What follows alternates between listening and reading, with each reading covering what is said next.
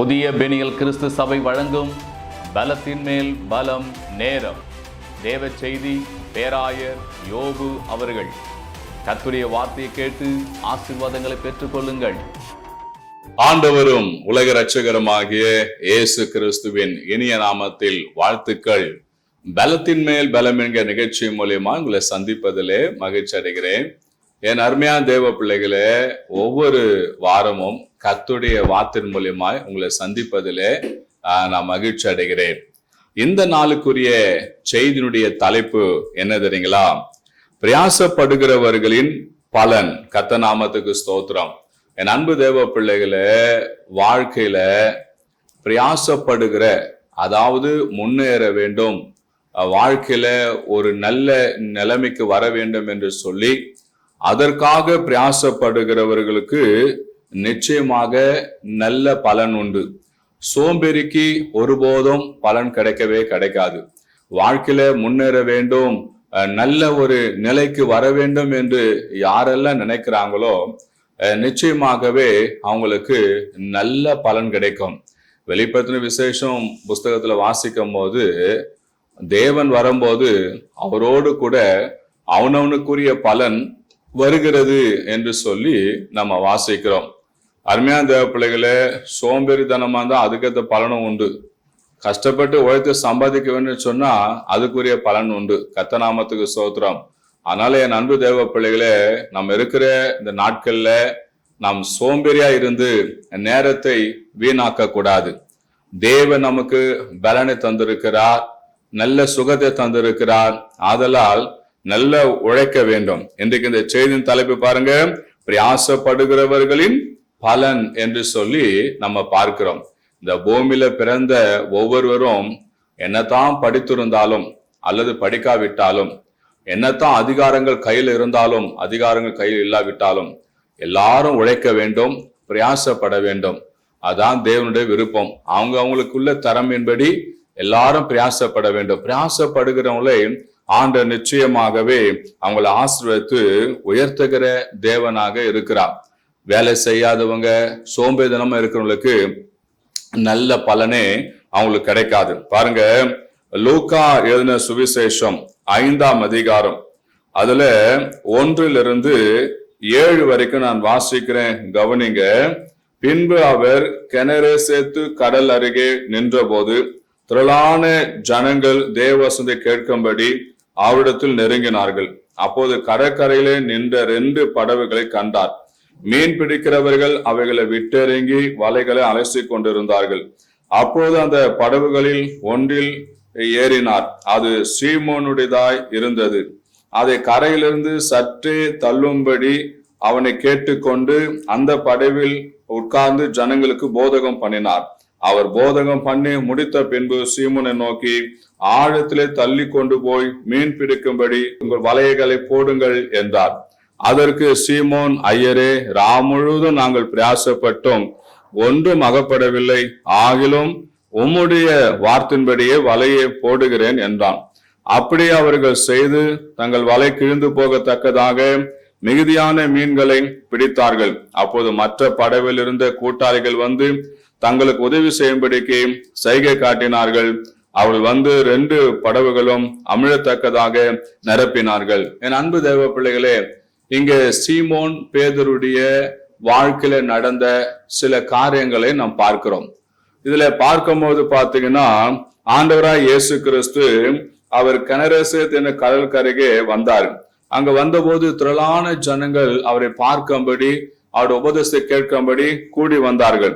திரளான ஜனங்கள் அவரிடத்தில் வார்த்தை கேட்கும்படி, தேவசனை கேட்கும்படி அவரிடத்தில் வந்து நெருங்கினபடினாலே, அப்போது கடற்கரையில 2 படகுகள் இருக்கிறது. அந்த 2 படகுல ஒரு படகை தேவன் தெரிந்து கொள்கிறார். அந்த தெரிந்து கொண்ட அந்த படகு யாருடையதுன்னு சொல்லி பார்த்தீங்கன்னா, அது சீமோன் பேதுருடைய படகாக அது இருந்தது. அந்த படவை பேதுருகிட்ட சொல்றாரு, சற்று தள்ளும்படி சொல்றாரு. அவர் கரைக்கு மேல அந்த படகை தள்ளின பிறகு அந்த கடல் மேல ஏறி நின்று ஆண்டவர் வந்த ஜனங்களுக்கு என்ன பண்றாராம், போதகம் பண்ணினார், பிரசங்கம் பண்ணினார் என்று சொல்லப்பட்டிருக்குது. இப்போ பிரசங்கம் பண்ணி முடித்த உடனே 4ஆம் வசனத்துல ஆண்டவர் சொல்றாரு, அவர் போதகம் பண்ணி முடித்த பின்பு சீமோன் நோக்கி ஆழத்தில் தள்ளி கொண்டு போய் மீன் பிடிக்கும்படி உங்கள் வலைகளை போடுங்கள் என்று ஆண்டவர் சொன்னார். இப்ப பாருங்க, இந்த பேதுரு இரவெல்லாம் மீன் பிடிக்க போனாங்க. ஆனா ஒரு மீன் அவங்களுக்கு அகப்படவில்லை. பிரயாசப்பட்டாங்க, பட் அவங்களுக்கு பலன் கிடைக்கல.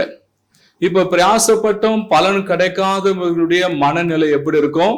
மிகவும் சோர்ந்து போயிருக்கும். இன்னைக்கு ஒருவேளை உங்க வாழ்க்கையில நீங்க அநேக பிரயாசங்கள் பட்டு ஒரு பலனும் கிடைக்காமல் இருக்கிறதா? பயப்படாதீங்க. இங்க பாருங்க, சீமோன் பேதுரு வாழ்க்கையில இரவு முழுவதும் மீன் பிடிக்கும்படி அவர் பிரயாசப்பட்டாரு. பிரயாசப்பட்டும் ஒரு மீன் கூட கிடைக்கல, ஒரு பலனும் அவர் அடையலைங்க. கர்த்தர் நாமத்துக்கு ஸ்தோத்திரம். இப்ப மிகவும் சோர்ந்து போய் படகுகளை விட்டு இறங்கி விடைகால கடற்கரையில வலைகளை அவங்க அலசி கொண்டு இருக்கிறாங்க. அப்போதான் இயேசு அங்க வந்து நிற்கிறாரு. இயேசு அந்த படகுல ஒரு படகை கண்டார். அந்த படகு சீமோன் பேதுருதான் இருந்தது. சீமோன் பேதுரு தான் இப்ப ஒரு பலனும் கிடைக்காம சோர்ந்து போயிருக்கிறாரு. அந்த படகு தேவன் தெரிந்து கொண்டு அங்க வந்து ஜனங்களுக்கு போதகம் பண்ண பின்பு இப்போ சீமோன் பேதுரு கூட சொல்றாரு, நீ படகை ஆழத்துல தள்ளி கொண்டு போய் உங்க வலைகளை போடுங்கள் என்று சொல்றாரு.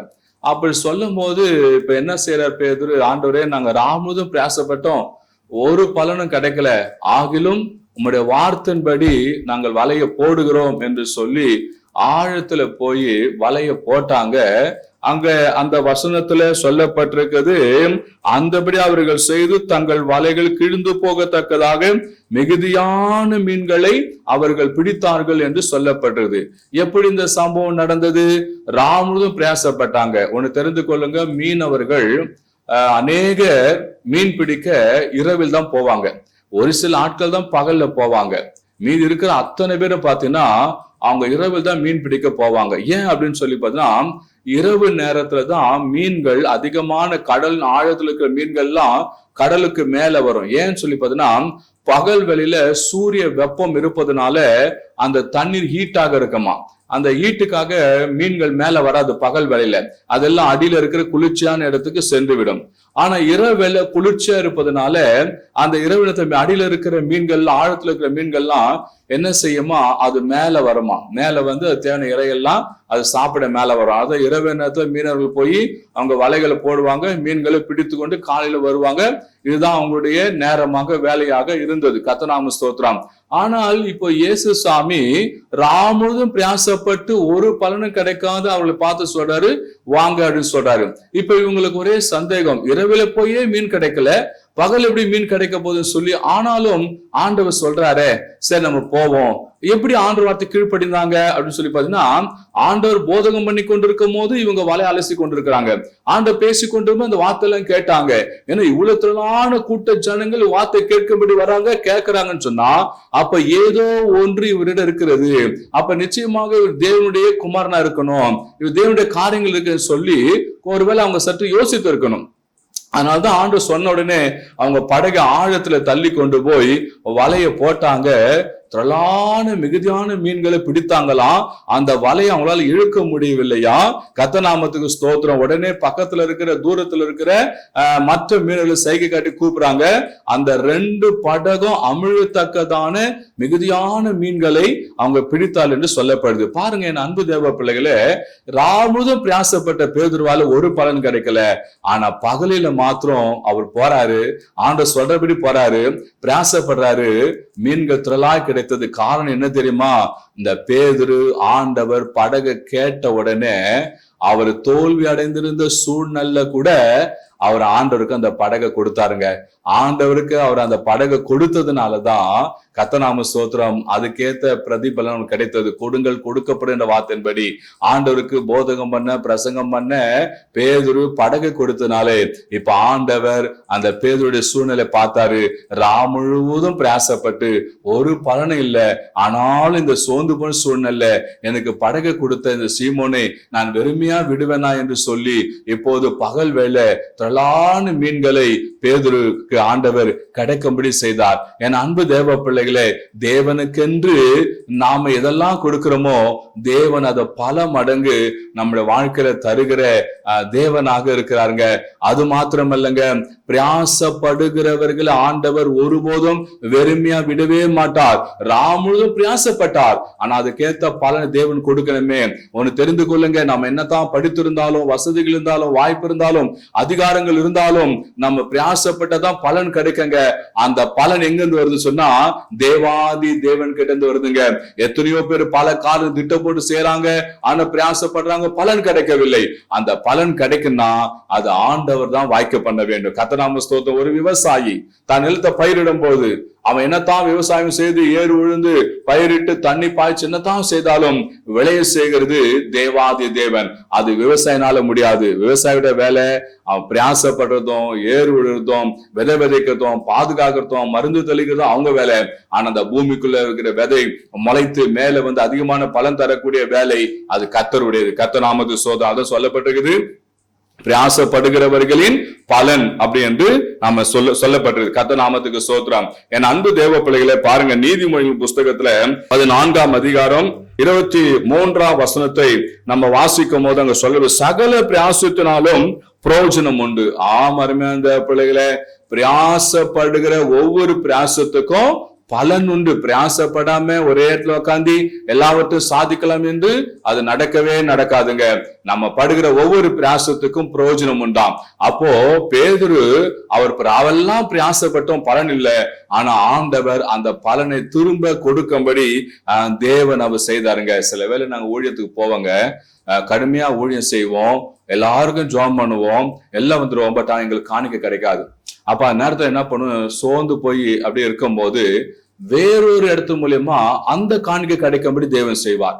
நான் பிரயாசப்பட்டது ஒரு இடம், ஆனா பலன் கிடைக்கிறது இன்னொரு இடத்துல தேவன் கிடைக்க செய்ய. எப்படியோ பிரயாசப்படுறதுக்கு அந்த பலனை கொடுக்க தேவன் பிரியமா இருக்கிறான். பாருங்க, ராமுதும் பிரயாசப்பட்ட பேதுருக்கு பலன் கிடைக்கல, பகல் வெள்ள அந்த பலன் கிடைக்கும்படி தேவன் செய்தார். இதுல இருந்து நம்ம கற்றுக்கொள்ளக்கூடிய பாடம் காரியங்கள் என்னன்னு சொல்லி பார்த்தீங்கன்னா, பிரயாசப்படுகிறவளை தேவன் ஒருபோதும் வெட்கப்பட விட மாட்டார். பிரயாசப்பட ஒவ்வொருவருக்கும் நிச்சயமாக பலன் உண்டு, பிரயோஜனம் உண்டு. அதான் சகல பிரயாசத்தினாலும் பிரயோஜனம் உண்டு என்று சொல்லி நாம் பார்க்கிறோம். அடுத்த ஒரு வசனத்தை வாசிக்க போறோம். 2 தீமோத்தேயு புஸ்தகம் 2ஆம் அதிகாரம் 6வது வசனத்துல சொல்லப்பட்டிருக்குது. அந்த வசனத்தை, பிரயாசப்பட்டு பயிரிடுகிறவன் பலனில் முந்தி பங்கு அடைய வேண்டும். அருமையான தேவ பிள்ளைகளே, பிரயாசப்பட்டு பயிரிடுகிறவன் முந்தி பலனில் அவன் பங்கு அடைய வேண்டுமா? அப்ப யாரெல்லாம் பிரயாசப்படுறாங்களோ அவங்க வாழ்க்கையில அவங்க முந்தி அவங்க பலன் அடைவார்கள். என் அன்பு தேவ பிள்ளைகளே, அப்ப பிரயாசப்பட வேண்டுங்க. கர்த்தர் நாம ஸ்தோத்திரம். இங்க அதான் சொல்லப்பட்டிருக்கு அந்த வசனத்துல, பிரயாசப்பட்டு பயிரிடுகிறவன் பலனில் முந்தி பங்கடைய வேண்டும்.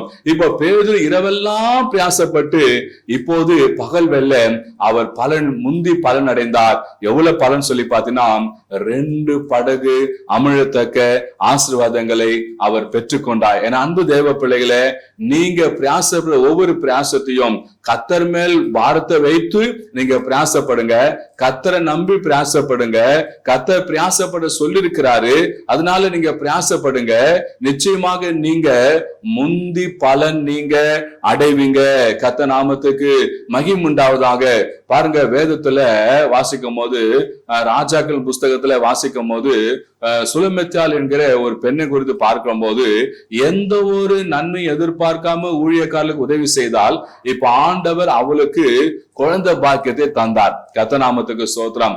அதே போலதான் என் அன்பு தேவ பிள்ளைகளே, யாரெல்லாம் பிரயாசப்படுறீங்களோ அவங்கள வாழ்க்கையில ஆண்டவர் பலன் அடைய செய்வாருங்க.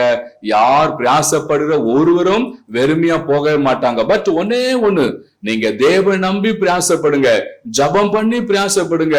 நீங்க செய்கிற எந்த வியாபாரம் ஆனாலும், எந்த தொழிலானாலும், எந்த வேலையானாலும் நீங்க ஜபத்தோடு இருந்து நீங்க பிரயாசப்படுங்க. நீங்க பிரயாசப்படுகிற ஒவ்வொன்றும் கர்த்தரிடத்தில் சொல்லுங்க, ஆண்டவரே இந்த வேலையை நான் செய்ய இருக்கிறேன், இந்த காரியத்தை துவங்க இருக்கிறேன், எனக்கு இது வாய்க்க பண்ணுங்க என்று சொல்லி நீங்க பிரயாசப்படுற ஒவ்வொரு காரியத்தும் ஜபத்தோடு செய்வீர்கள் சொன்னால், கர்த்தருடைய வார்த்தையின்படி செய்வீர்கள் சொன்னால், நிச்சயமாகவே உங்களுக்கு பல பலன் உண்டுங்க. பேதுரு சோர்ந்து போன சூழ்நிலை கூட ஆண்டவர் படகு கேட்கும் போது இல்லை என்று சொல்லாமல் அந்த படகை சந்தோஷமா கொடுத்தான். பாருங்க, அந்த பலனுக்கு ஆண்ட மிகுதியான பலனை, அந்த கொடுத்த அந்த காரியத்துக்கு மிகுதியான பலன் கிடைக்க கர்த்தர் உதவி செய்வார். நீங்களும் உங்கள் பிரயாசப்படுகிற உங்கள் பிரயாசத்துல தேவன் நினைத்து தேவனுக்கு செய்ய வேண்டிய காரியங்களை செய்து மற்றும் தேவனுடைய வார்த்தை கீழ்ப்படிந்து நீங்க நடக்கும் போது நீங்க பிரயாசப்படுகிற ஒவ்வொரு காரியத்திலும் நிச்சயம் உங்களுக்கு பலன் கிடைக்கும். பேதுருக்கு பகல் வேளையில கிடைக்காத பலனை தேவன் கிடைக்கும்படி செய்தார். அதே போல உங்களுக்கும் பிரயாசப்பட உங்களுக்கும் உங்க வாழ்க்கையிலும் ஆண்ட பலன் கிடைக்க உதவி செய்வார். கர்த்தர் உங்களை அப்படி ஆஸ்வதிப்பார். நான் உங்களுக்காக ஜெபிக்கட்டுமா? எல்லா கண்களும் மூடுங்க. எங்கள் அன்பின் பரலோக பிதாவே, அப்பா, இந்த ஆஸ்வதிக்கப்பட்ட இந்த ஆண்டவரே வேலைக்காக ஸ்தோத்திரம். என் வாழ்க்கையெல்லாம் நான் பிரயாசப்பட்டேன், ஒரு நன்மையும் பெற முடியவில்லை, என் வாழ்க்கையில தோல்வி அடைந்திருக்கிறேன் என்று சொல்லி அன்றை எண்ணி இந்த வார்த்தை கேட்டுக்கொண்டுக்கிறேன். உங்களுடைய மகனை ஒரு விஷயம் கண்ணோக்கி பாருங்கப்பா, உங்களுடைய மகளை ஒரு விஷயம் கண்ணோக்கி பாருங்கப்பா. ஏதோ சுவாமி கத்தா பிரயாசப்பட்டுக்கிறேன், அந்த பிரயாசப்பட போறேன் இந்த பிள்ளைகளுக்கு ஆண்டவரே ஏசப்பா உங்க பலன்ல ஏசப்பா முந்தி பலனடைய நீங்க உதவி செய்யுங்க சுவாமி. பிரயாசப்படுகிறவன் முந்தி பலனடைய வேண்டும் என்ற வார்த்தையின்படி கர்த்தாவே ஏசப்பா இந்த பிள்ளைகள் ஆஸ்வதிங்க. சகல பிரயாசத்தினாலும் பிரயோஜனம் உண்டு என்ற வார்த்தையின்படி ஏசப்பா இவங்க பிரயாசப்படுற எல்லா காரியத்திலும் பிரயோஜனத்தை உண்டு பண்ணுங்க சுவாமி. சோர்ந்து போன பேதுருடைய வாழ்க்கையில ஆண்டவரே ஏசப்பா பலன் கிடைக்க உதவி செய்தீங்களே. 2 படகு அமிழ்த்தக்க நன்மைகள் கிடைத்தது. அதே போல நம்முடைய பிள்ளைகள் வீடுகளும் தொழிலும் வியாபாரமும் இவங்க கைட்டு செய்கிற எல்லா பிரயாசத்தையும் ஏசப்பா நீங்க ஆசீர்வதிங்க. ஆண்டவரே ஏசப்பா நன்மைகள் அதிகமா வந்து சேர உதவி செய்யுங்க. ஏசப்பா எங்க போய் சந்திக்கிற பாக்குற எல்லா கண்ணில் தயவு கிடைக்க உதவி செய்யுங்க ஏசப்பா. நம்முடைய கரத்துல ஒப்பு கொடுக்கிறோம். இந்த மாசத்துக்குரிய தேவைகளை சந்திங்க, இந்த வாரத்துக்குரிய தேவைகளை சந்திங்க, இருக்கிற முயற்சி எல்லாம் ஆஸ்வதிங்கப்பா. நம்முடைய கரத்துல ஒப்பு கொடுங்க சுவாமி. ஆசீர்வாதம் பலப்படுத்தும் காத்துக்கொள்ளுங்க. உயிர் தெழுந்த இயேசு கிறிஸ்து நாமத்தில் ஜெபிக்கிறோம் ஜீவனுள்ள நல்ல பிதாவே. ஆமென், ஆமென், ஆமென். என் அன்பு தேவ பிள்ளைகளே, வார்த்தை கேட்டீங்க. இந்த வார்த்தை மூலமா கர்த்தர் உங்களோடு கூட பேசி இருப்பேன்னு சொன்னா திரையில பார்க்கிற எண்ணுக்கு நீங்க தொடர்பு கொள்ளுங்க, உங்க ஜெப குறிப்பை சொல்லுங்க. அது மாத்திரமில்ல, இந்த வார்த்தை மற்றவர்களுக்கும் இதை நீங்க சொல்லுங்க, அவங்களுக்கு அறிமுகப்படுத்துங்க, அவங்களும் இந்த ஆசை பெற்றுக் கொள்ளட்டும். இது ஒரு ஊழியமா கருத்து செய்யுங்க. அப்படி செய்கிற உங்களை கர்த்தர் அளவில்லாமல் ஆஸ்வதிப்பாராக. கர்த்தர் உங்களை ஆசீர்வதிப்பாராக. God bless you. பிரியமானவர்களே, நீங்கள் எந்த திருச்சபைக்கும் போகாத நபராய் இருப்பதை சொன்னால் எங்கள் திருச்சபையில் நடக்கும் ஆராதனைக்கு வாருங்கள். எங்கள் திருச்சபையின் ஆராதனை நேரம் காலை 6:30 மணியிலிருந்து 8:30 மணி வரை நடைபெறும் இடம் புதிய பெனியல் கிறிஸ்து சபை, நம்பர் 107, நேருஜி ஜோதி நகர், 2வது தெரு, Ayanavaram, Chennai 23, century flower mill மற்றும் பனந்தோப்பு ரயில்வே காலின் அருகில்.